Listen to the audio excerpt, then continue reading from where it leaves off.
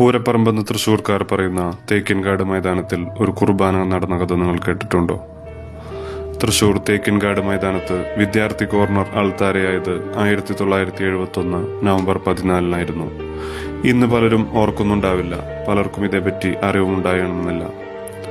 കേരള പിറവിക്കൊപ്പം 1956 വൈദിക പട്ടം സ്വീകരിച്ച ഒരച്ഛനായിരുന്നു അന്ന് പൂരപ്പറമ്പിൽ ദിവ്യബലി അർപ്പിക്കാൻ കടന്നുവന്ന വടക്കനച്ഛൻ എന്നറിയപ്പെട്ടിരുന്ന ഫാദർ ജോസഫ് വടക്കൻ.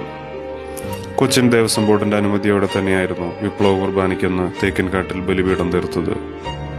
1957 അധികാരത്തിൽ വന്ന കമ്മ്യൂണിസ്റ്റ് ഭരണത്തെ അട്ടിമറിക്കാൻ കേരളത്തിലൊരു വിമോചന സമരം രൂപം കൊണ്ടു.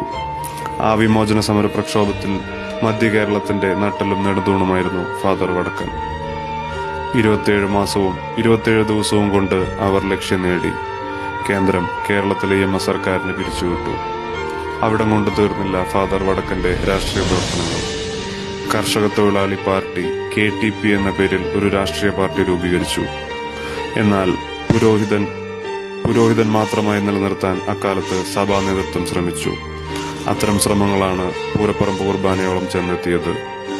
വടക്കനച്ഛന് നേരെ മതനേതൃത്വം പ്രസംഗ നിയന്ത്രണവും ലേഖന നിയന്ത്രണവും ഏർപ്പെടുത്തി. അതോടെ മെത്രാനുമായുള്ള അഭിപ്രായ വ്യത്യാസം തെരുവിലേക്ക് പടർന്നു. ഒടുവിൽ ഫാദർ വടക്കനെ കുരിയച്ചിറ പള്ളി വികാരി സ്ഥാനത്തു നിന്നും അദ്ദേഹം ചുമതല വഹിച്ചിരുന്ന ഭവന നിർമ്മാണ പദ്ധതി പ്രസിഡന്റ് സ്ഥാനത്തു നിന്നും നീക്കം ചെയ്തു. 3000-ഓളം ഇടയന്മാർ ആണും പെണ്ണും കുഞ്ഞുകുട്ടി പരാധീനങ്ങളുമായി ഇതിനെതിരെ മെത്രാന് ഭീമഹർജി നൽകി. മെത്രാൻ കുലുങ്ങിയില്ല. ഇടവക്കാർ ഇടയന്റെ നേതൃത്വത്തിൽ മരക്കുരിശുമേന്തി അരമനയിലേക്ക് കാൽനട ജാഥ നയിച്ചു. അവരെ പോലീസ് അരമന പടിക്കൽ തടഞ്ഞിട്ടു. പ്രശ്നമേറെ വഷളായി. വടക്കനച്ഛൻ കുരിയച്ചിറ പള്ളിയിലോ ഇടവക അതിർത്തിയിലോ പരിശുദ്ധ കുർബാന അർപ്പിക്കരുതെന്ന് മെത്രാൻ അടുത്ത കൽപ്പന ഇറക്കി. എങ്കിൽ തൃശൂർ പൂരപ്പറമ്പിൽ ബലിപീഠം തീർത്ത് പൂജ നടത്തുമെന്നായി വടക്കനച്ഛൻ. അതങ്ങനെ തന്നെ സംഭവിക്കുകയും ചെയ്തു.